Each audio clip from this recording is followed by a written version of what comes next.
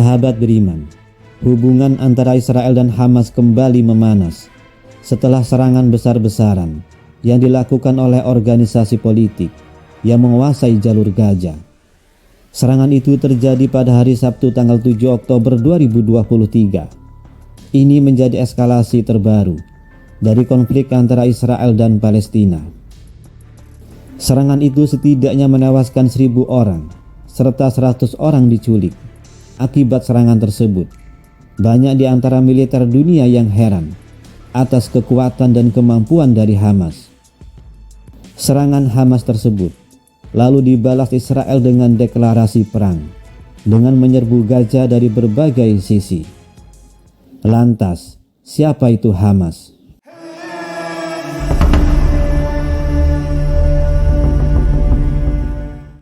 Hamas lahir pada tanggal 14 Desember 1987 sebagai hasil dari kiprah Ikhwanul Muslimin yang berpusat di Mesir.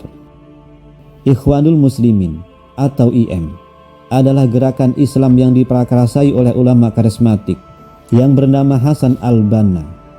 Organisasi ini berdiri di Ismailiyah, Mesir pada bulan April tahun 1928. Ikhwanul Muslimin dibentuk saat dunia Islam tengah terpuruk pasca Perang Dunia ke-1 tahun 1913 karena Kekaisaran Ottoman Khalifah Utsmaniyah runtuh pada tahun 1924, dan kemudian setelah Ottoman runtuh, negeri-negeri Islam mulai dijajah bangsa Eropa.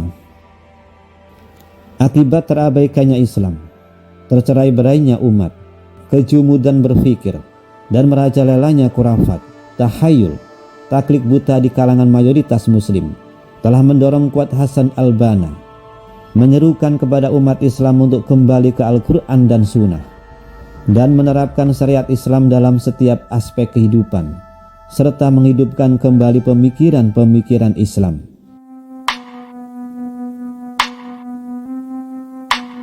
Hasan al-Banna juga menghidupkan kembali pemikir-pemikir Islam semenjak awal berdiri organisasi Ikhwanul Muslimin, bergerak dalam bidang pendidikan, dakwah, sosial, dan militer.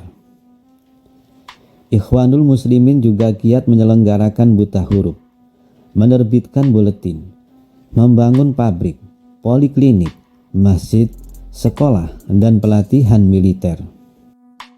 Sahabat beriman, dari hal seperti itu melahirkan image bahwa Ikhwanul Muslimin sebagai negara di dalam negara.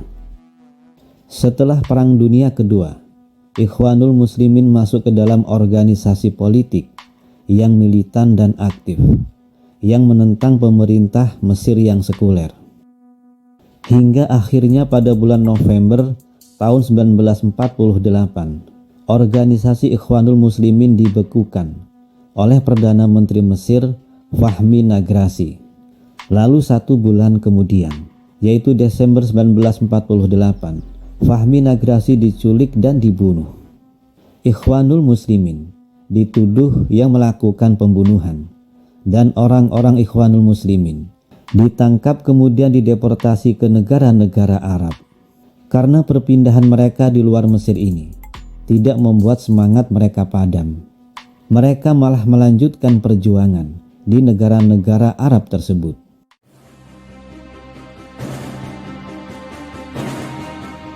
Pada tahun 1935, Abdurrahman al-Banna dikirim ke Palestina. 10 tahun kemudian pada tahun 1945, Ikhwanul Muslimin berdiri di Palestina. Kemudian diikuti sejumlah pendirian cabang di jalur Gaza. Lalu 2 tahun kemudian, atau tahun 1947, organisasi ini memiliki anggota sebanyak 12.000 sampai 20.000 orang di Palestina.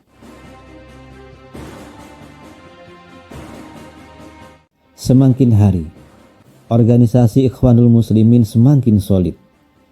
Terlebih lagi embrio Hamas, yaitu Al-Mujama' Islam, pada tahun 1978, didirikan oleh Syekh Ahmad Yasin. Hamas adalah kependekan dari Harokah Al-Muqawamah Al-Islamiyah. Secara harfiah, bermakna gerakan perlawanan Islam. Secara garis besar, Hamas adalah gerakan Islam Sunni dan nasionalis Palestina yang menentang tindakan Zionis di tanah Palestina.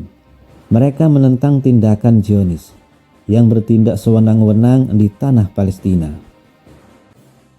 Sementara Zionis adalah gerakan nasionalis Yahudi internasional yang bertujuan untuk menghasilkan sebuah negara Yahudi di wilayah Palestina. Bisa dikatakan, mereka ini penjajah di Palestina.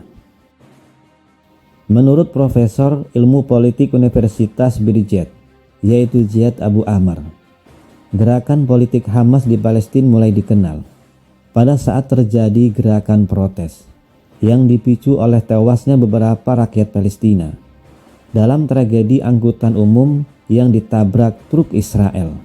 Gerakan protes ini dikenal dengan nama Intifadah.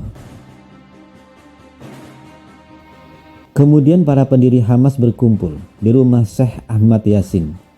Di sana ada Abdul Aziz Al-Rantisi, Ibrahim Al-Yazajuri, Syekh Soli Sihada, Isa Nasar, Muhammad Sam'a, dan Abdul Fattah Dukon. Mereka merumuskan solusi dalam rangka merespon gerakan protes yang semakin meluap. Syekh Ahmad Yasin pada tanggal 14 Desember 1987 menyerukan seluruh rakyat Palestina untuk bangun bersatu melawan militer Israel. Hari itu pun dikenal sebagai hari lahirnya Hamas di Palestina. Walaupun pada hari itu nama Hamas belum dicantumkan secara resmi dan baru dikenalkan secara resmi pada bulan Januari tahun 1988 dalam selebaran yang dibagikan kepada rakyat Palestina. Hamas menjalin hubungan dengan Syekh Jamil Hamami, dai dan khotib Masjid Al-Aqsa. Kemudian menjalin komunikasi dengan aktivis Ikhwanul Muslimin di wilayah tepi barat. Hamas juga berkolaborasi dengan IM yang ada di Jordan dan juga di negara Arab lainnya. Dari jaringan itulah bantuan kerjasama dan dana di luar Palestina mengalir untuk mendukung protes Palestina. Sahabat beriman, jadi selain Hamas, ada organisasi lain yang ada di Palestina saat itu, yaitu Palestine Liberation Organization atau disingkat dengan PLO. Saat itu PLO dipimpin oleh Yasir Arafat atau yang dikenal sebagai Abu Ammar. Hamas beranggapan bahwa organisasi ini hanya merugikan rakyat Palestina dan justru dinilai semakin memperkuat posisi Israel. Selain PLO, Hamas juga tidak sepaham dengan Fatah dalam hal strategi untuk mewujudkan kemerdekaan Palestina, karena keduanya memiliki ideologi yang berbeda. Fatah ini adalah fraksi terbesar dalam PLO. Lalu apa sebenarnya ideologi Hamas?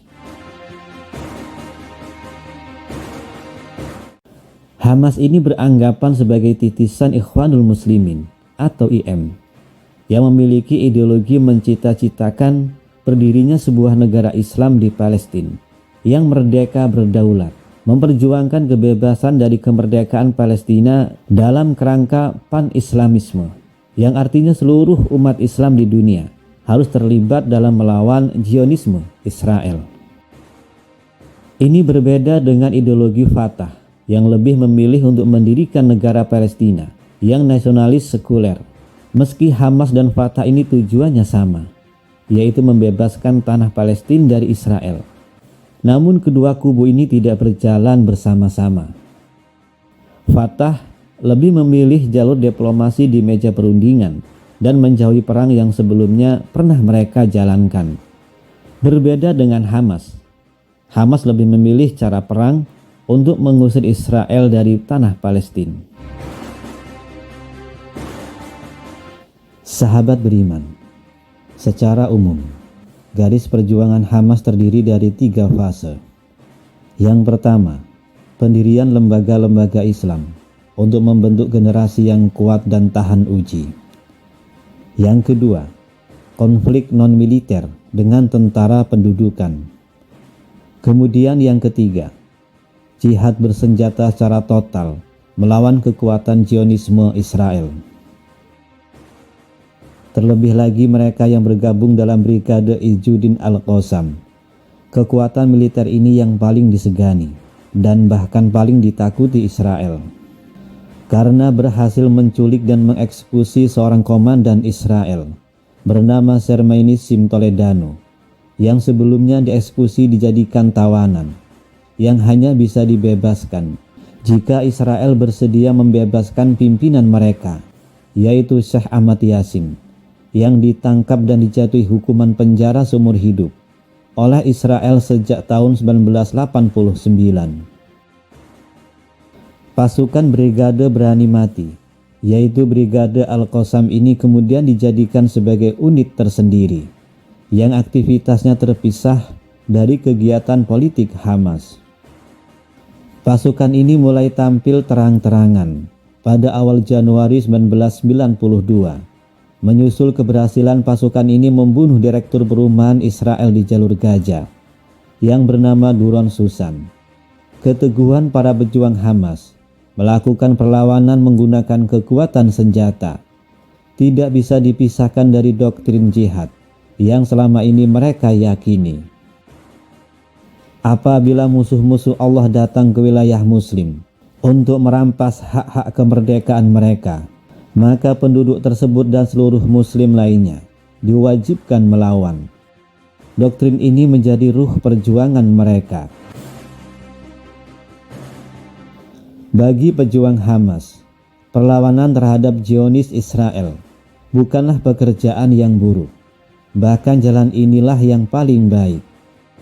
Keberhasilan dalam merebut kemerdekaan dengan menumbangkan Zionis Israel dan mengusir dari tanah Palestina adalah cita-cita mulia.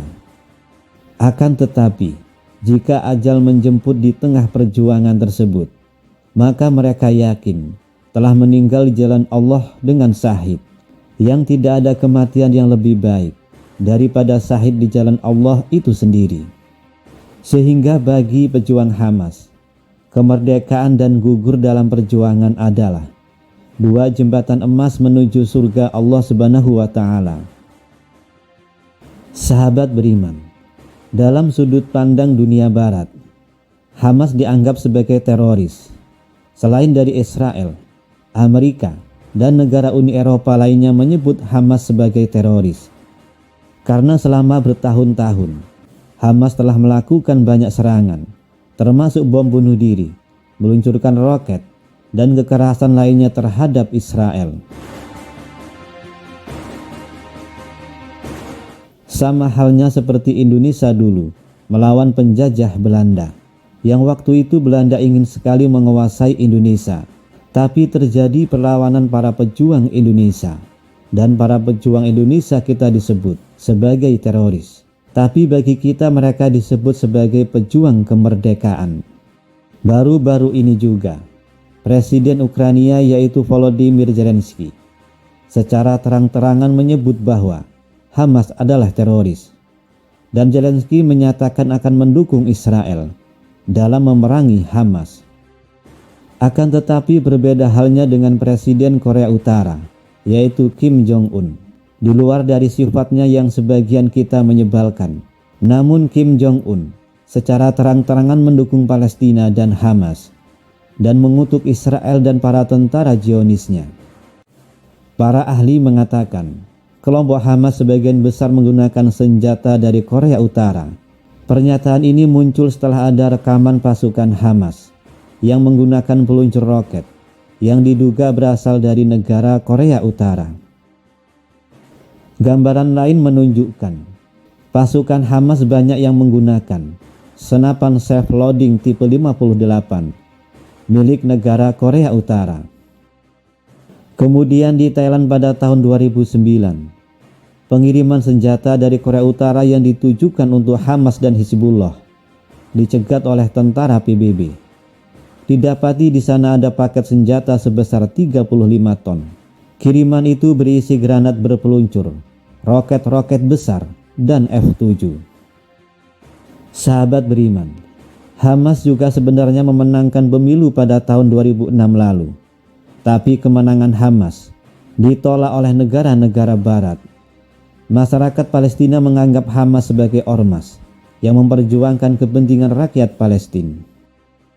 Akan tetapi, kemerdekaan Palestina akan lebih mudah terwujud jika kedua fraksi, Hamas dan Fatah, bisa bersatu dan berjalan seiring bersinergi. Namun, kapan semua itu terwujud? Sebuah pertanyaan yang semoga secepatnya dapat dijawab dengan kata kunci, Palestina bersatu merdeka. Sahabat beriman, demikian yang bisa saya bagikan. Semoga bisa bermanfaat untuk kita semua. Wallahu a'lam bishawab. Lebih dan kurangnya mohon dimaafkan. Yang benar datangnya dari Allah Subhanahu wa Ta'ala, dan yang salah itu datangnya dari saya pribadi sebagai manusia biasa. Assalamualaikum warahmatullahi wabarakatuh.